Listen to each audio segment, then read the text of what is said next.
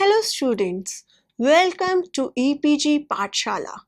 I am Dr. Kajal Jindal from University of Delhi. Today we are going to discuss about the module General Treatment of Angular Momentum from paper Quantum Mechanics. So students, let us see what we are going to learn in this module.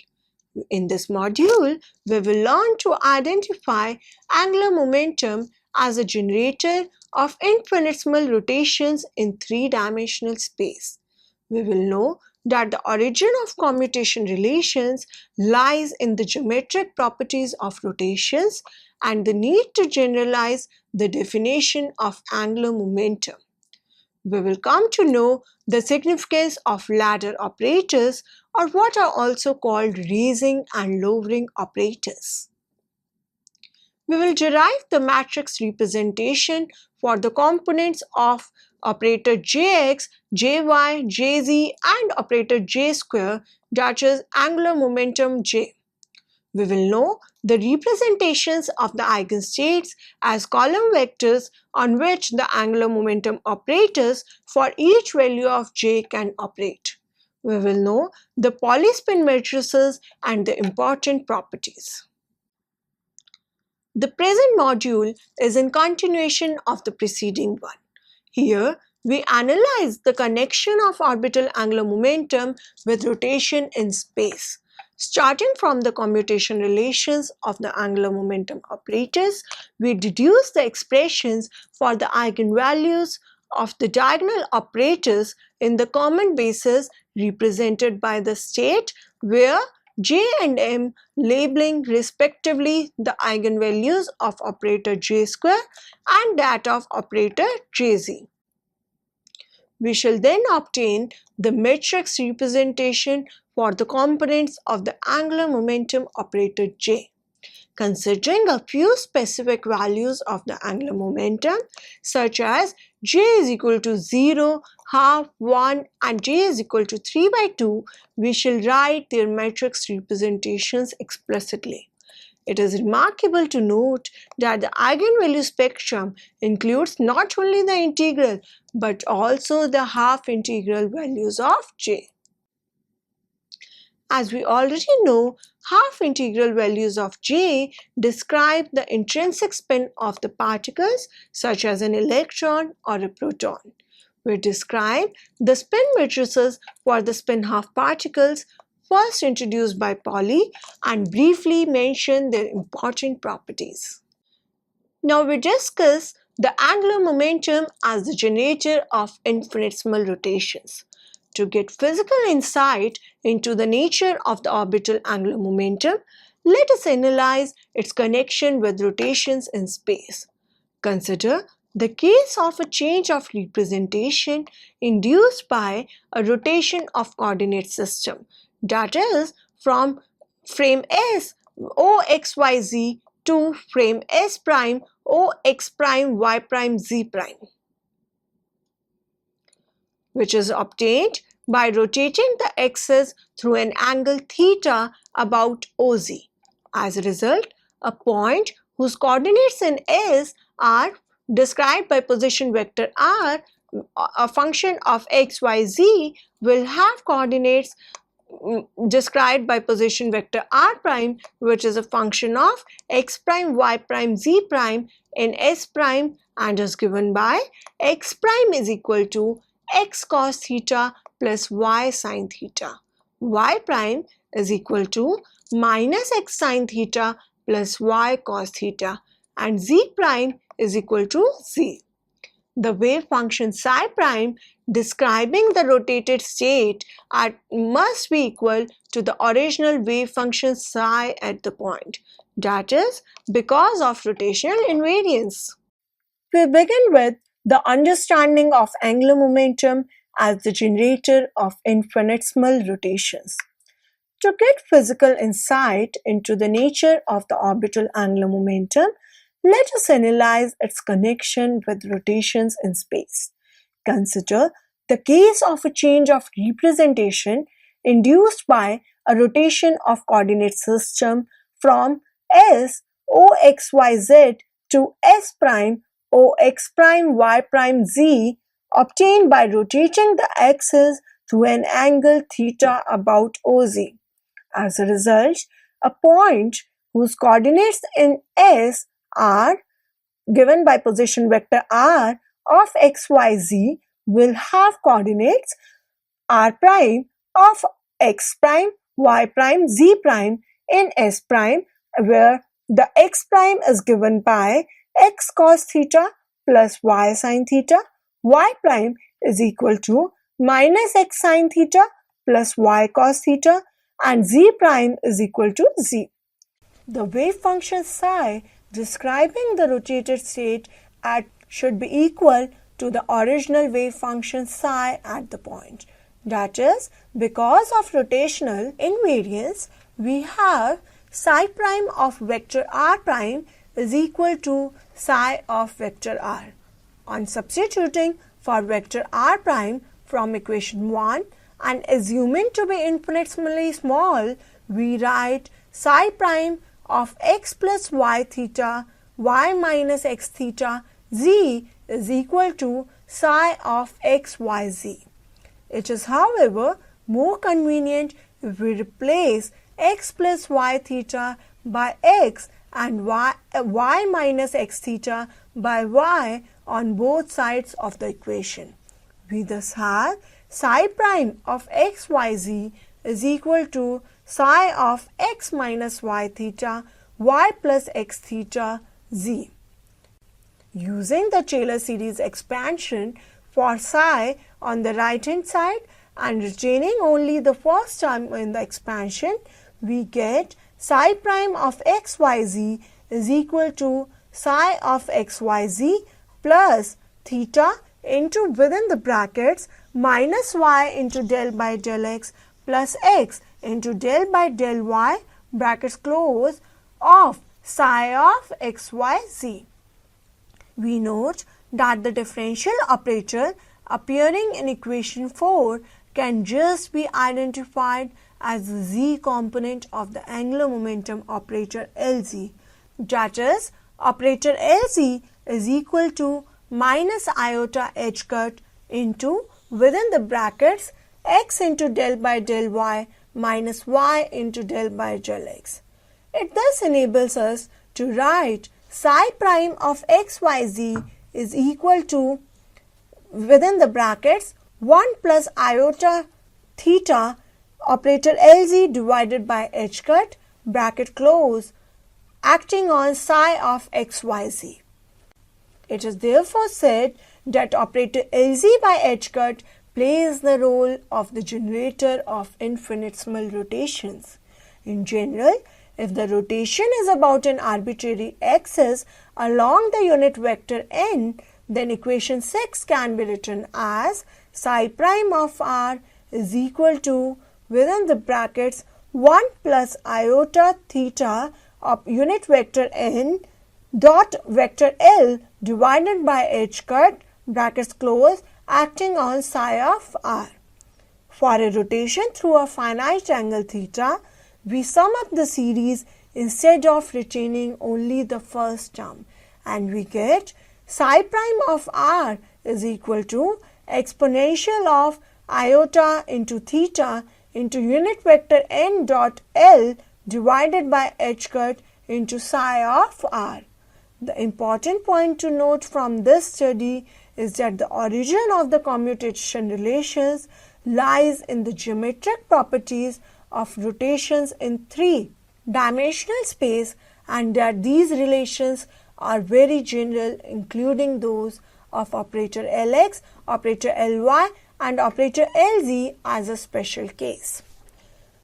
We therefore adopt a more general point of view and define an angular momentum operator J with three components, operator Jx, operator Jy, and operator Jz, satisfying the commutation relations given as the commutator of operator Jx with operator Jy is equal to iota h cut operator Jz. Commutator of operator Jy, operator Jz is equal to iota times h cut operator Jx.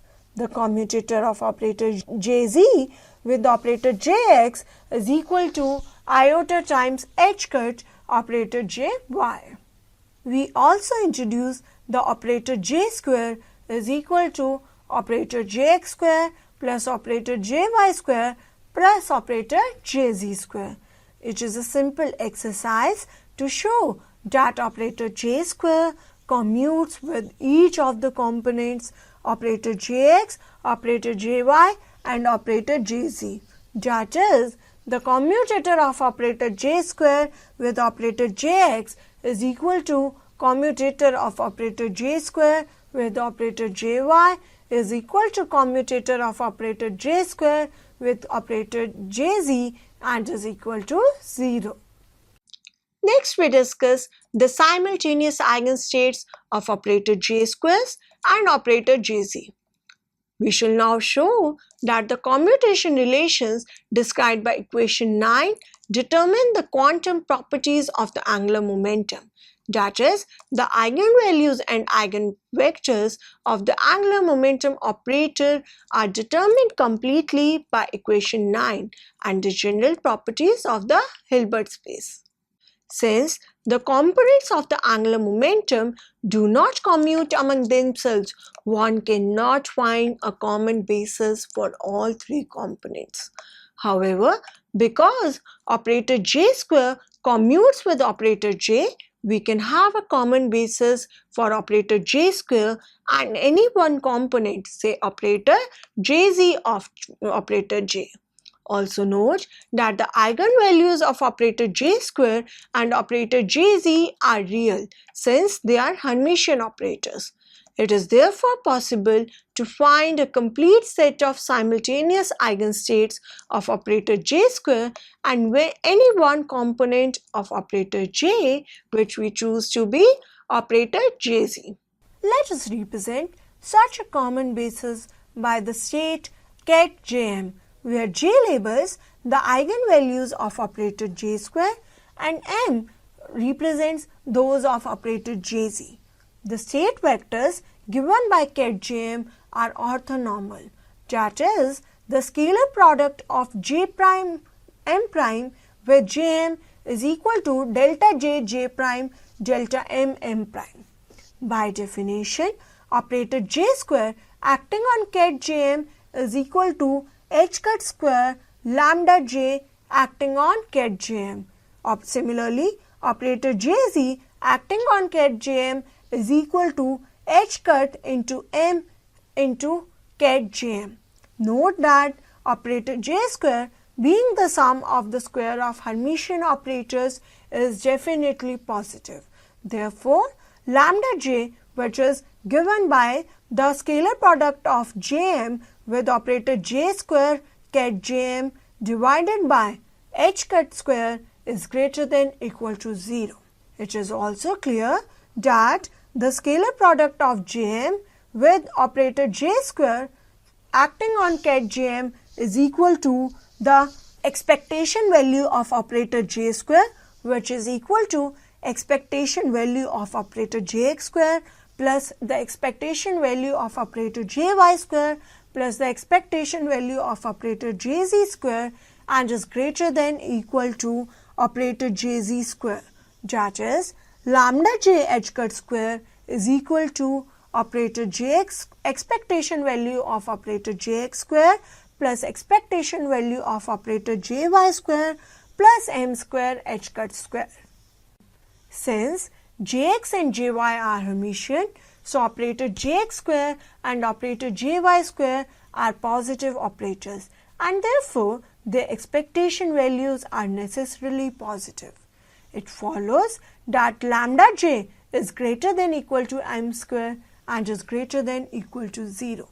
At this stage, it is convenient to introduce the ladder operators given by operator j plus is equal to operator jx plus iota times operator jy and operator j minus is equal to operator jx minus iota times operator jy. The commutation relations described by equation 9 can readily be expressed in terms of operator J plus, operator J minus and operator Jz as the commutator of operator Jz with operator J plus is equal to h cut times operator J plus. Similarly, the commutator of operator Jz with operator J minus is equal to minus h cut operator J minus. We note that operator J plus and operator J minus are not Hermitian operators. Instead, the conjugate of operator J plus, complex conjugate of operator J plus is equal to operator J minus, and complex conjugate of operator J minus is equal to operator J plus.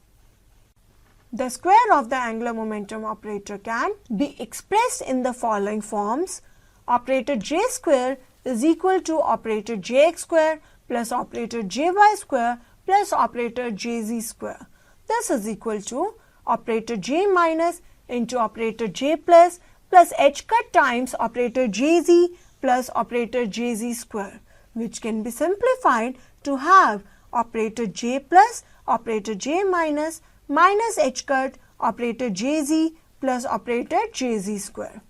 This can be easily seen if we remember that operator J minus operator J plus is equal to operator Jx minus iota operator Jy multiplied by operator Jx plus iota times operator Jy. This is equal to operator Jx square plus operator Jy square plus iota times operator Jx operator Jy minus iota operator Jy operator Jy, which is equal to operator Jx square plus operator Jy square minus h cut operator Jz.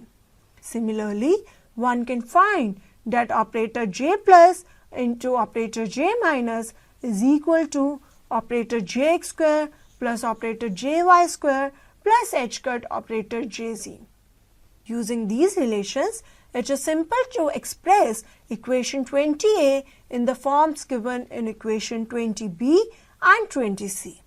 Since the ladder operator J plus and J minus commute with operator J square and operator J plus minus ket Jm are eigenvalues of operator J square having the same eigenvalue as that of ket Jm, that is, operator J square acting on operator J plus minus ket Jm is equal to h cut square lambda J operator J plus minus acting on ket Jm. But note that operator Jz operating on ladder operator J plus minus ket Jm can be worked out using the commutation relations described by equation 18a and 18b to give operator Jz acting on operator J plus minus ket Jm is equal to operator J plus minus operator Jz plus minus h cut times operator J plus minus acting on ket Jm, which can be simplified to have n plus minus 1 h cut operator J plus minus acting on ket Jm. This shows operator J plus ket Jm is an eigenvector of operator Jz belonging to the eigenvalue m plus 1, whereas operator J minus acting on ket Jm is an eigenvector of operator Jz with the eigenvalue m minus 1. On comparing with equation 13a and 13b, we conclude that operator J plus acting on ket Jm gives a state ket J m plus 1 apart from a possible normalization constant, while operator J minus ket Jm is proportional to ket J m minus 1. So we can thus write operator J plus ket Jm is equal to Cjm plus h cut ket Jm plus 1, and operator J minus ket Jm is equal to Cjm minus h cut ket Jm minus 1. We thus write operator J plus acting on basis ket described by Jm is equal to h cut into cjm plus ket jm plus 1, and operator j minus acting on basis ket described by jm is equal to h cut into cjm minus ket jm minus 1, where cjm plus and cjm minus are the normalization constants to be determined. From equations 25 and 26, it is important to notice that while the effect of the operator j plus on the state jm is to increase the eigenvalue of jz by 1 unit, that is, it raises the state to ket jm plus 1. The operator j minus acting on the state described by ket jm lowers the state to ket jm minus 1, resulting in reducing the eigenvalue of operator jz by 1 unit. It is for this reason that the operators j plus and operators j minus are respectively known as raising and lowering operators, or they may also be termed as ladder operators. The repeated operation of the operator j plus on equation 25 shows that the given state described by ket jm would go on increasing the index m to m plus 1. To m plus 1, m plus 2, m plus 3 and so on. Similarly, the operator j minus would be lowering it to m minus 1, m minus 2, m minus 3 and so on. But clearly, the series must terminate. Otherwise, we would have vectors like described by the basis ket jm prime, which violate the inequality given in equation 16. Since lambda j is not changed by the application of operator j plus minus on basis ket described by jm. This means in order to terminate the series, there must exist a maximum value, say mz, for which operator jz acting on ket jmz is equal to 0. Operator jz acting on ket described by jm2 is equal to 0. Similarly, there must be a minimum value, say m1, for which the lowering operator j minus acting on basis ket described by jm1 is equal to 0. Since the states described by jm1 and jm2 are obtained from basis ket described by jm by repeated applications of operator j plus and operator j minus respectively, we must have a condition that m2 minus m1 is equal to a positive integer or 0. Now, the state vector, which is operator j plus acting on basis ket described by jm2 is equal to 0. This implies that its norm is 0. That is, operator j plus acting on basis ket described by jm2 dagger complex conjugate of operator j plus acting on basis ket described by jm2 into operator j plus acting on basis ket described by jm2 is equal to 0. Or I can say the eigenvalue of operator j minus operator j plus is equal to 0. That is, complex conjugate of operator j plus acting on ket jm2 into operator j plus acting on ket jm2 is equal to 0. Or I can say scalar product of jm2 with operator j minus operator j plus acting on ket jm2 is equal to 0. Using the equation 21, that is, operator j minus operator j plus is equal to operator jx square plus operator jy square minus h cut operator jz is equal to operator j square minus operator jz into operator jz plus h cut in equation 27, and using equations 13a and 13b, we get lambda j is equal to m2 into m2 plus 1. Similarly, the equation operator j minus acting on ket jm1 equals 0 gives lambda j is equal to m1 into m1 minus 1. Now equating equations 29 and 30, we have m2 into m2 plus 1 is equal to m1 into m1 minus 1, or I can say m2 plus m1 into m2 minus m1 plus 1 equals 0. This shows that either m2 minus m1 is equal to minus 1 or m2 is equal to minus m1. Out of the two, first one is ruled out because of the condition described by equation 27, and therefore only the second, according to which the minimum value is the negative of the maximum, is an acceptable solution. Now lambda j being the eigenvalue of operator j square depends only on j. So that from equations 29 and 30, one concludes that m2 and m1 should be functions only of j.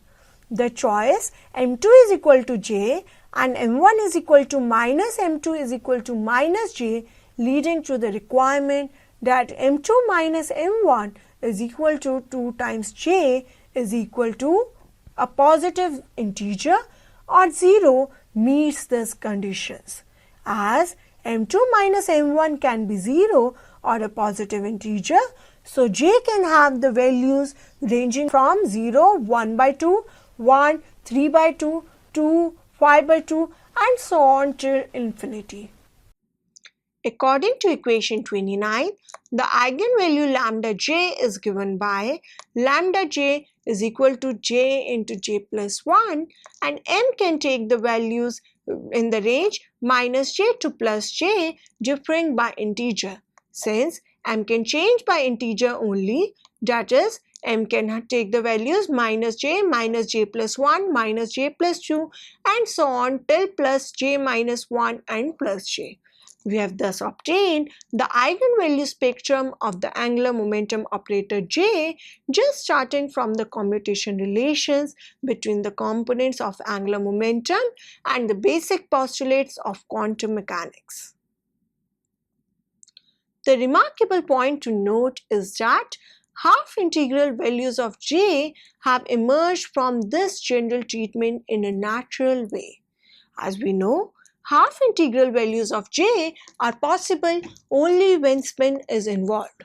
For a given value of j, there are 2j plus 1 linearly independent state vectors corresponding to 2j plus 1 different values of m given by equation 32b. They are the common eigenvectors of operator j square and operator jz. The state vectors described by ket jm for m is equal to minus j to plus j constitute the complete orthonormal base. Let us now discuss the matrix representation of the angular momentum operator j in the ket jm basis. The state vectors described by jm basis for m is equal to minus j to plus j constitute the complete orthonormal basis for a 2j plus 1 dimensional subspaces, providing the angular momentum representation in which any function of the angular momentum components will be represented by a matrix having elements described by the scalar product of j prime m prime with operator a acting on ket jm. The rows of the matrix will be labeled by various values of j prime and m prime and the columns by j and m. As we have learned, the basis states are the eigenstates of the matrices of these operators must be diagonal. In fact, just using the equations 13a and 33, we can write the scalar product of j prime m prime with operator j square ket jm is equal to j into j plus 1 into h cut square delta j j prime delta m m prime. Or I can say The scalar product of j prime m prime with operator jz acting on ket jm is equal to m times h cut delta j prime into delta m prime. The inner product of j prime m prime with operator j square ket jm is equal to j into j plus 1 h cut square delta j prime delta m prime. The scalar product of j prime m prime with operator jz ket jm is equal to m into h cut delta j prime delta m prime.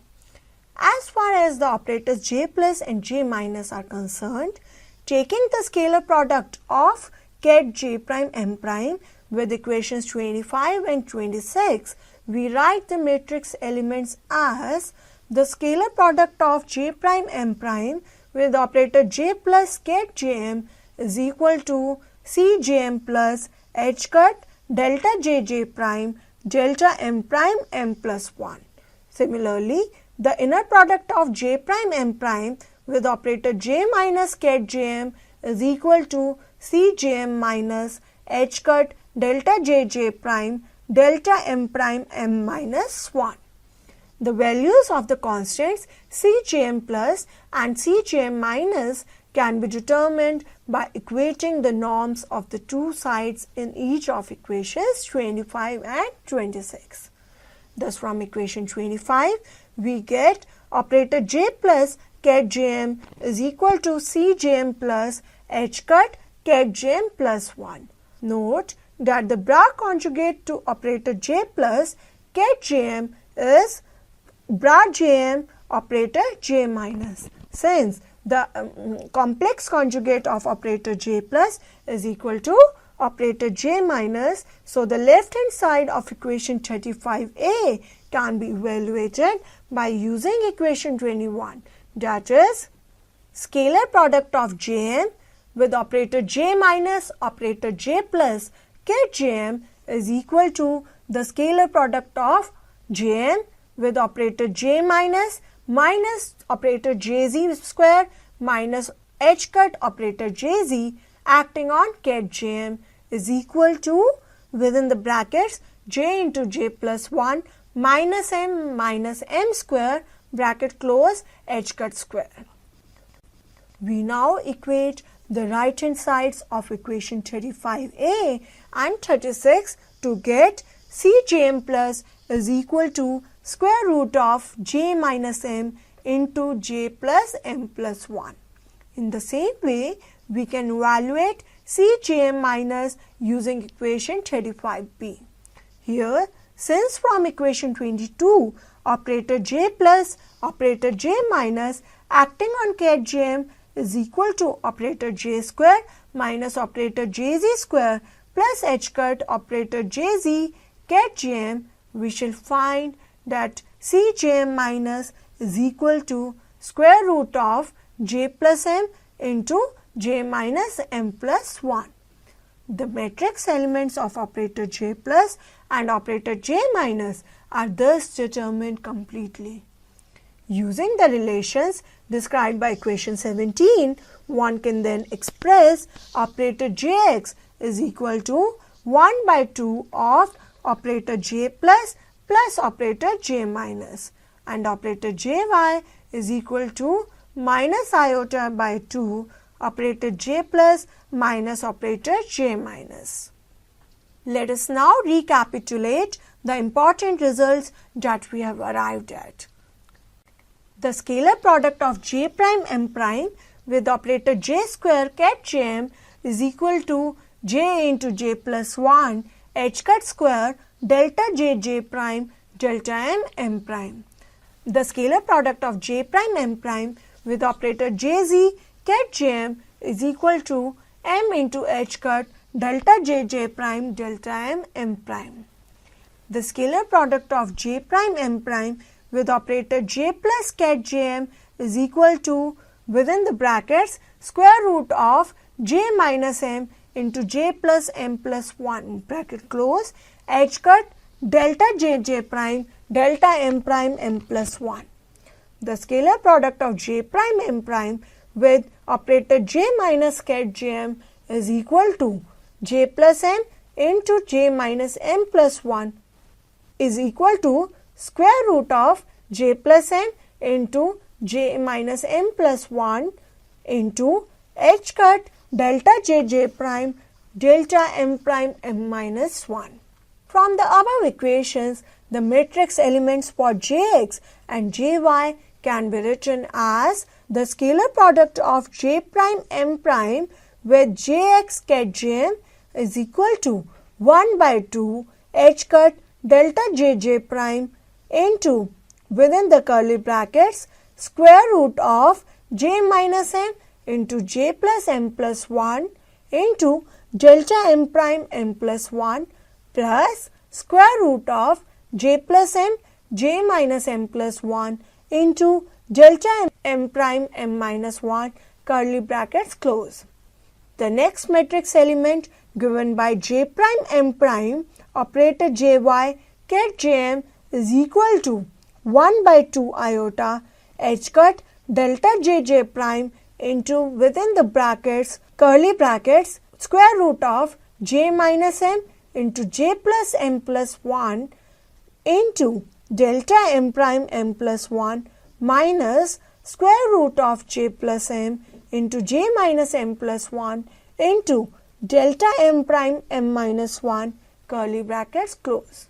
From the above results, it is clear that the matrices representing the angular momentum operators, that is jx, jy, jz, raising and lowering operators j plus, j minus and operator j square are all diagonal in j in the basis jm.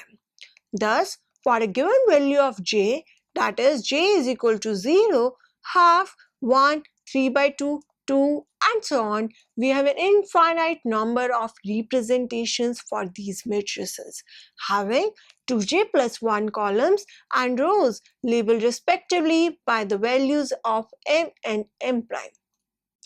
One can either consider all these representations together to form a single representation of infinite rank or consider each of these representations of 2j plus 1 dimension separately. Here, for illustration, we just write the first 4 finite dimensional representations for j is equal to 0, 1 by 2, 1, 3 by 2 for the operators jx, jy, jz and operator j square.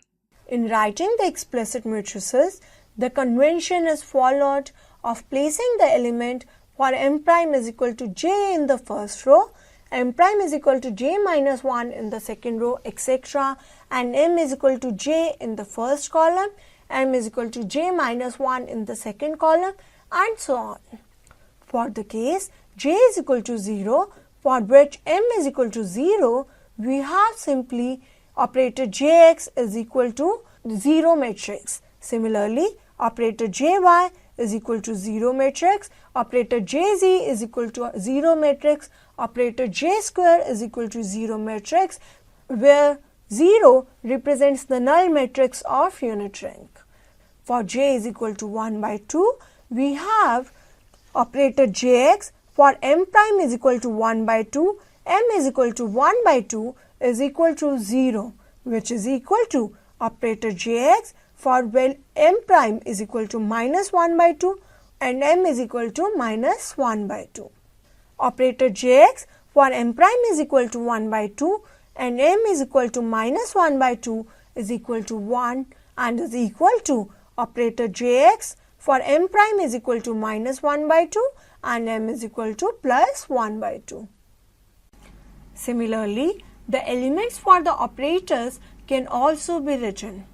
The matrix representation of operator jx in the basis spanned by the eigenket half m is equal to h cut by 2, the matrix with the first row 0, 1 and the second row as 1 and 0. Similarly, the matrix representation of operator jy in the basis spanned by the eigenket half m is equal to h cut by 2 into matrix in the first row 0 minus iota and the second row being iota and 0. The matrix representation of operator Jz in the basis spanned by eigenket half m is equal to h cut by 2 into a 2 cross 2 matrix with first row being 1 and 0 and second row being 0 and minus 1. The matrix representation of operator J square in the basis spanned by eigenket half m is equal to 3h cut square by 4 into a 2 cross 2 matrix with the first row being 1, 0 and second row as 0 and 1. For j is equal to 1, we have the possible values of m and m prime equals plus 1, 0 and minus 1. As a result, we have 3 cross 3 matrices. Matrix representation of operator Jx in the basis spanned by the eigenket Lm is equal to h cut by square root of 2 into a 3 cross 3 matrix with first row being 0, 1, 0, second row being 1, 0, 1 and third row being 0, 1, 0. The matrix representation of operator Jy in the basis spanned by the eigenket Lm is equal to h cut by 2 into a 3 cross 3 matrix with first row being 0 minus iota 0, second row being iota 0 minus iota and third row being 0 iota 0. The matrix representation of operator Jz in the basis spanned by the eigenket Lm is equal to h cut into a 3 cross 3 matrix with first row being 1, 0, 0, second row being 0, 0, 0 and third row being 0, 0 minus 1. The matrix representation of operator J square in the basis spanned by the eigenket Lm is equal to 2h cut square into a 3 cross 3 identity matrix. Similarly, for j is equal to 3 by 2, we have the possible values of m and m prime equals plus 3 by 2, plus 1 by 2, minus 1 by 2 and minus 3 by 2. As a result, we have 4 cross 4 matrices which are given in the text module. As to the question regarding the state vectors on which the above matrix representations of the components of angular momentum J are to operate, we know that the representation of an arbitrary state defined by ket psi with respect to the basis ket Jm would be a column vector whose elements are given by the scalar product of Jm and psi. The dimensionality of the column vector would depend on the values that m can take for a given j. For example, for j is equal to 1 by 2, m can take two values, that is plus half and minus half, and it has two elements which are labeled by m is equal to plus 1 by 2 and m is equal to minus 1 by 2. The eigenvectors are thus given by ket alpha is equal to ket j is equal to the basis vector defined by j is equal to half and m is equal to plus half, and ket beta is equal to the basis vector defined by j is equal to half and m is equal to minus half. In matrix notation, the eigenvectors are given by alpha is equal to a column vector with alpha 1 and alpha 2 as elements, and beta is equal to a 2 cross 1 column vector with beta 1 and beta 2 as elements. Since these constitute an orthonormal set and are also the eigenvectors of the operator, the simplest representation satisfying these conditions would be alpha is equal to a 2 cross 1 matrix with first element being 1 and the other being 0, and beta is equal to another 2 cross 1 matrix with first element being 0 and second being 1. In a similar way, for j is equal to 1, m can take the values plus 1, 0 and minus 1. Thus, we would have three independent elements. The eigenvectors are given by eigenvector alpha is equal to the basis vector defined by j is equal to 1 and m is equal to 1. Eigenvector beta is equal to the basis vector defined by j is equal to 1 and m is equal to 0. eigenvector gamma is equal to the basis defined by j is equal to 1, m is equal to minus 1. There will be in general 3 column vectors with each of 3 elements. The simplest representation constituting an orthonormal set of eigenvectors are alpha is equal to a 3 cross 1 column vector with the first element being 1 and rest all being 0. Beta is equal to a matrix 3 cross 1 matrix with the second element being 1, rest all being 0, and gamma is equal to a 3 cross 1 matrix with the last element being 1 and rest being 0. Similarly, for a particle or a system with j is equal to 3 by 2, we have the possible values of m equals 3 by 2, 1 by 2, minus 1 by 2 and minus 3 by 2. Thus, we have a representation of an orthonormal set of eigenvectors. We next introduce you to the Pauli spin matrices. You all know that electrons, neutrons and protons, which are the building blocks of atomic and nuclear physics, have intrinsic spin half. The non-relativistic theory of spin half particles was first developed by W. Pauli in 1927.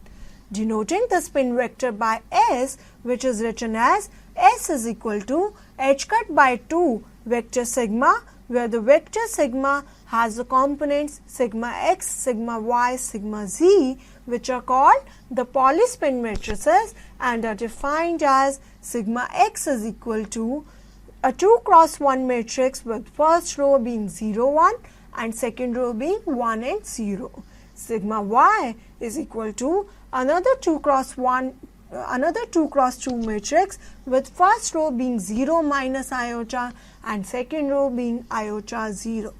Sigma z is equal to a 2 cross 2 matrix with first element being 1 0 and second with the first row being 1 0 and second row being 0 and minus 1. On comparing these matrices, those given for j is equal to half, following properties of Pauli spin matrices can be verified. The commutator of sigma I and sigma j is equal to 2 times iota epsilon ijk sigma k. The anti-commutator of sigma I sigma j is equal to 2 times delta ij. The product of sigma I and sigma j is equal to delta ij plus iota times epsilon ijk sigma k. The trace of sigma k is equal to 0 and determinant of Pauli spin matrices represented by sigma k is equal to minus 1. Note that while writing the above relations, we have replaced the x, y, z components by 1, 2, 3 respectively, which are denoted by indices I, j or k, each taking the values 1, 2, 3. The two basic spin is equal to half eigenstates alpha and beta given by equation 43 correspond to the spin up and spin down states respectively. They satisfy the orthonormality relations. The scalar product of alpha with itself is equal to the scalar product of beta with itself and is equal to 1. The scalar product of alpha with beta is equal to the scalar product of beta with alpha and is equal to 0. Operator S square acting on alpha is equal to 3 by 4 h cut square alpha. Operator S square acting on beta is equal to 3 by 4 h cut square beta. Operator SZ acting on alpha is equal to h cut by 2 alpha. Operator SC acting on beta is equal to minus h cut by 2 beta. Introducing the raising and lowering operators where S plus minus is equal to operator Sx plus minus iota times operator Sy, and using the general relations for j is equal to 1 by 2 and m is equal to plus minus 1 by 2, we write operator S plus alpha is equal to 0. Operator S plus acting on beta is equal to alpha. Operator S minus acting on alpha is equal to beta and operator S minus acting on beta is equal to 0. From these relations, we can now write the operation of the x and y components on alpha and beta states as operator Sx acting on alpha is equal to h cut by 2 times beta. Operator Sx acting on beta is equal to operator h cut by 2 times alpha. Operator Sy acting on alpha is equal to I h cut beta by 2. Operator Sy acting on beta is equal to minus iota h cut by 2 alpha. Operator Sc acting on alpha is equal to h cut by 2 alpha. Operator Sc acting on beta is equal to minus h cut by 2 beta. So students, let us now summarize what we have learned in this module. In this module, we have studied to identify angular momentum as a generator of infinitesimal rotations in 3D space. We have come to know that the origin of commutation relations lies in the geometrical properties of rotations and the need to generalize the definition of angular momentum. We have come to know the significance of ladder operators, or what are also called raising and lowering operators. We have derived the matrix representations for the components operator Jx, operator Jy, operator Jz and operator J square of angular momentum operator J. We know the representations of the eigenstates as column vectors on which the angular momentum operators for each value of J can operate. Also, we have come to know the polyspin matrices and their important properties. Thank you students for your attention.